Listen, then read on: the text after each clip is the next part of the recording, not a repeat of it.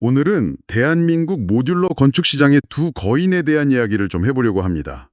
전통의 강호와 혁신의 도전자. 아주 흥미로운 분석 보고서를 입수했는데요.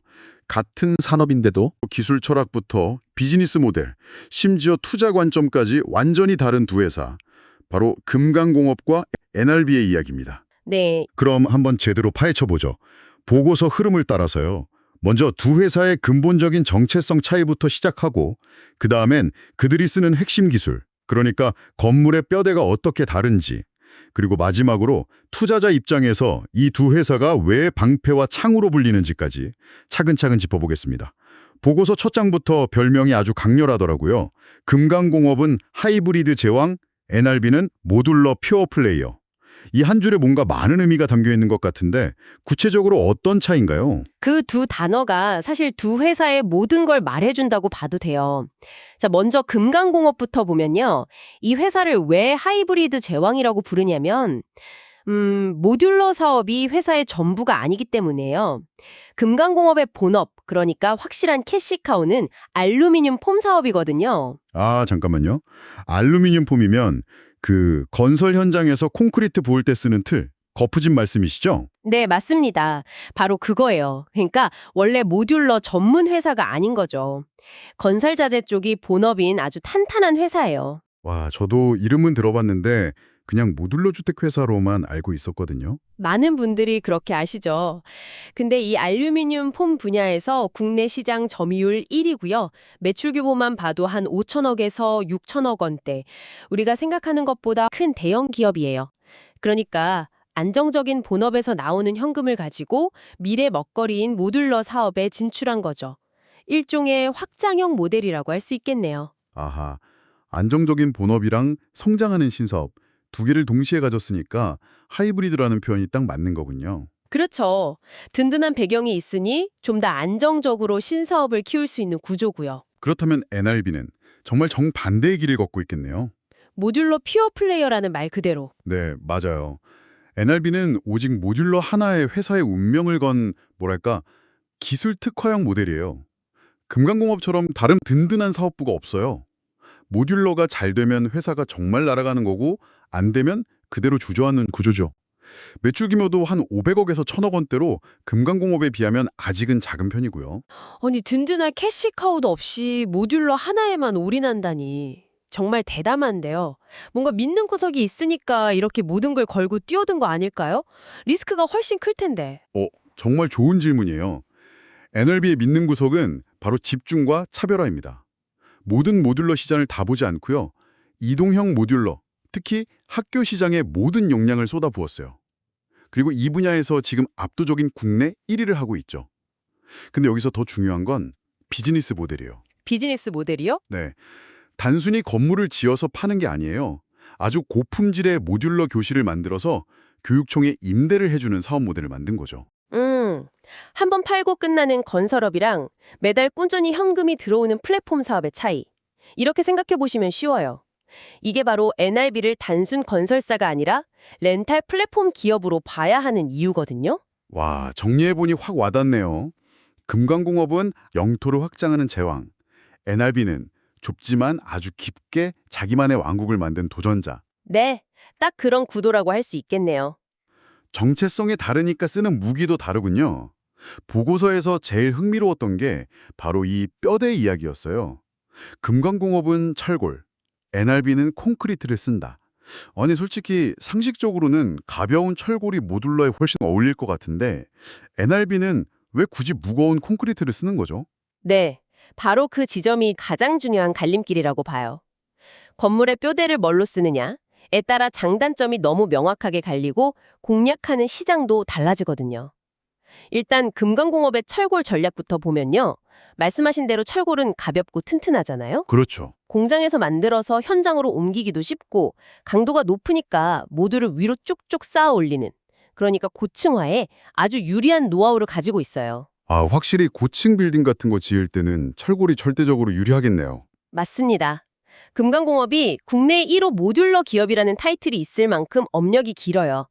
그래서 기숙사, 병원, 호텔처럼 10층 이상 넘어가는 건물 포트폴리오를 이미 많이 가지고 있고요.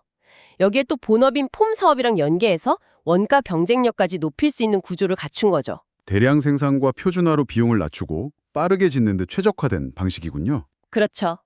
효율성의 극대화라고 볼 수 있죠. 알겠습니다. 그럼 이제 진짜 궁금했던 NRB의 콘크리트. 아니 근데 잠깐만요. 콘크리트는 엄청 무겁잖아요. 그걸 공장에서 만들어서 옮긴다는 게 가능한가요?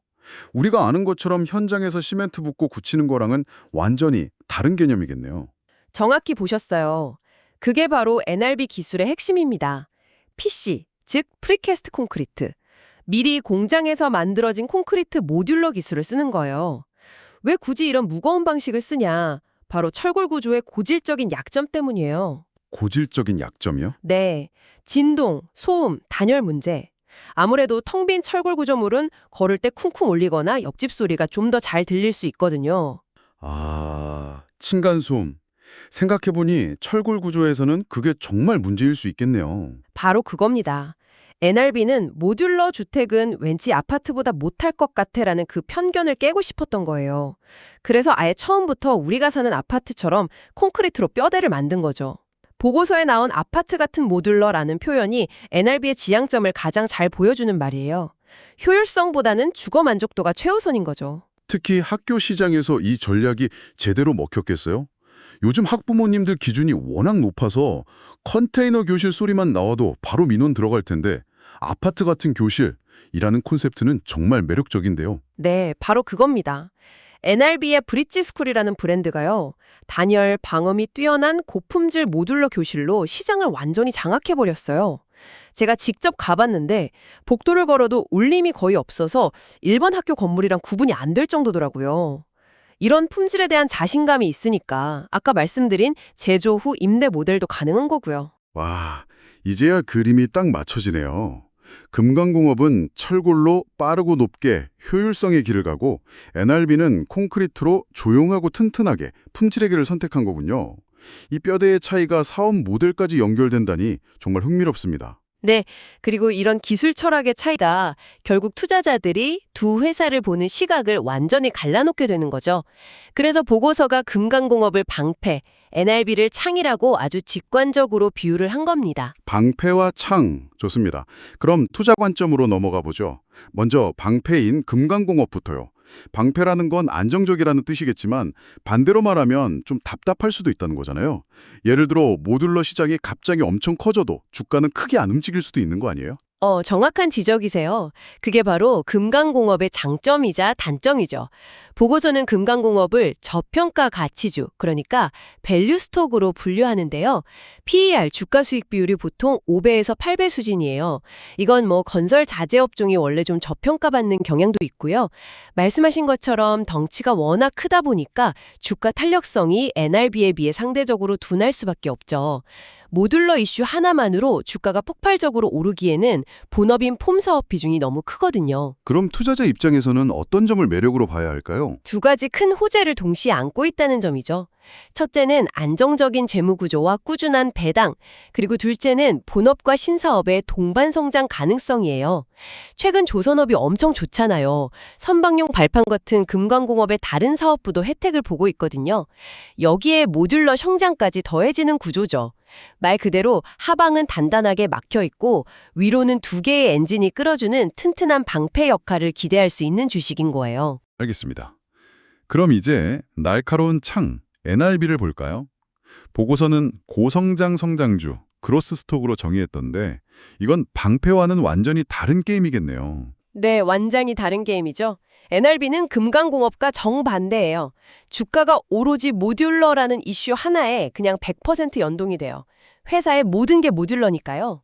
특히 보고서가 주목하는 가장 큰 투자 포인트는 NRB가 인구 구조 변화의 직접적인 수혜주라는 점이에요. 인구 구조 변화라면 저출산 고령화 말씀이시죠? 그게 모듈러랑 어떻게 연결이 되죠? 자, 이렇게 생각해 보시면 쉬워요. 저출산으로 학생 수는 줄어드는데 학교 건물은 낡아가죠. 그렇다고 수백억 들여서 새 학교를 통째로 짓기는 너무 부담스럽잖아요. 이럴 때 필요한 만큼만 아주 고품질의 교실을 빌려 쓸 수 있는 NRB의 모듈러가 최적의 대안이 되는 거죠. 또 고령화로 실버타운이나 요양시설 수요가 폭발적으로 늘 텐데 이것도 표준화된 모듈러 건축에 아주 딱 맞는 시장이고요. 와, 인구 절벽 시대의 렌탈 플랫폼. 이건 진짜 강력한 스토리인데요. 근데 반대로 말하면 그 스토리가 무너지거나 시장 기대에 못 미치면 한 방에 훅 갈 수도 있다는 뜻이기도 하고요. 맞아요. 창은 부러질 위험도 있는 거죠. 보고서는 이런 기대감 때문에 NRB의 이익이 본격화되는 2026년에서 2028년 사이에 실적이 퀀텀 점프할 거라고 봐요.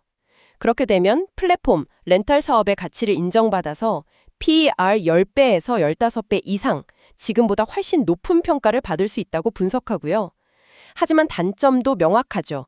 아직 공장 가동률이 낮은 편이고 말씀하신 대로 주가 변동성도 훨씬 크다는 리스크가 있습니다. 정말 명확하게 안정적인 방패냐 날카로운 창이냐의 선택이네요. 네, 그렇죠. 강점이 확 드러나요.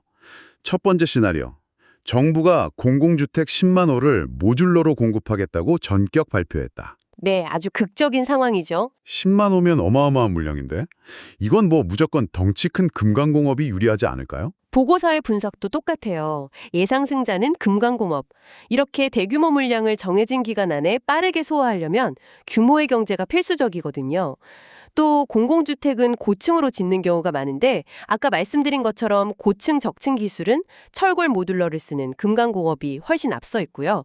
대규모 수주전에서는 유리할 가능성이 매우 높죠. 그렇군요. 그럼 두 번째 시나리오. 노후 학교 개선을 위한 그린스마트 미래학교 예산이 대폭 증액됐다. 이건 뭐 답이 정해져 있는 것 같은데요? 그렇죠. 이 시나리오의 승자는 NRB. 그것도 압도적인 승리가 예상돼요. 보고서에서 안방이라는 표현까지 썼더라고요. 학교 시장은 이미 NRB가 독보적인 점유율과 임대 노하우로 꽉 잡고 있기 때문에 예산이 늘면 그 수혜를 거의 혼자 다 가져갈 가능성이 커요. 금강공업이 비집고 들어갈 틈이 거의 없는 시장이군요. 네. 마지막 시나리오가 정말 흥미로워요. 층간소음 기준이 강화된 고급 모듈러 아파트 도입이 의무화됐다. 이건 순전히 기술의 대결이 되겠네요. 철골이냐 콘크리트냐. 네, 이건 기술 철학의 문제죠. 그리고 이 대결의 승자는 NRB가 될 거라고 보고서는 예측해요. 층간소음 문제가 이제 우리나라에서는 집의 가치를 결정하는 너무 중요한 요소가 됐잖아요. 이 소음 규제에 대응하는 데는 철골 구조보다 PC, 콘크리트 구조가 월등히 유리하기 때문이에요. 아파트 같은 모듈러를 지향해온 NRB의 철학이 빛을 발하는 순간이 오는 거죠. 와, 이렇게 시나리오를 통해 보니까 두 회사의 캐릭터가 정말 뚜렷하게 그려지네요. 어떤 미래가 오느냐에 따라 희비가 완전히 엇갈릴 수 있겠습니다. 네, 그렇습니다. 결국 보고서의 최종 결론은 명확하군요. 안정성을 원한다면 금강공업, 폭발적인 성장성을 원한다면 NRB, 건설업 회복과 모듈러 성장을 함께 노리는 묵직한 방패, 그리고 인구구조 변화라는 거대한 흐름의 최전선에선 날카로운 창, 이 둘의 대결이네요. 네, 금강공업은 건설 업황이 좋아지길 기다리면서 배당받으면서 느긋하게 투자할 수 있는 안정적인 선택지고요. 반면 NRB는 단기 변동성을 감수하고 이 회사가 보고서 표현대로 인구 절벽 시대의 렌탈 플랫폼으로 진화하는 그 과정 자체에 투자하는 개념이죠. 참고로 보고서는 2028년까지의 기대 수익률, 그러니까 업사이드 포텐셜만 놓고 보면 NRB가 금강공업을 압도할 수 있다고 분석하고 있어요. 물론 그만큼의 리스크를 감수해야 하고요. 오늘 이야기를 쭉 나눠보니까 철골 대 콘크리트, 규모 대 집중이라는 이 대결 구도가 너무나 선명한데요. 근데 문득 이런 생각이 들어요. 이 분석은 어디까지나 지금의 두 강자를 기준으로 한 거잖아요. 아, 그렇죠. 만약에 이 두 거인의 장점만을 딱 결합한 제3의 기술, 예를 들어 철골처럼 가볍지만 콘크리트처럼 방음이 잘 되는 고강도 목조 모듈러 기술이라든지 아니면 아예 공장도 필요 없이 현장에서 바로 찍어내는 3D 프린팅 건축 기술, 이런 기술을 가진 새로운 도전자가 나타난다면 지금의 강호 대 도전자 구도는 어떻게 바뀔까요? 어쩌면 미래 시장의 진정한 승자는 아직 우리가 보지 못한 전혀 다른 곳에 있을지도 모른다는 생각이 드네요.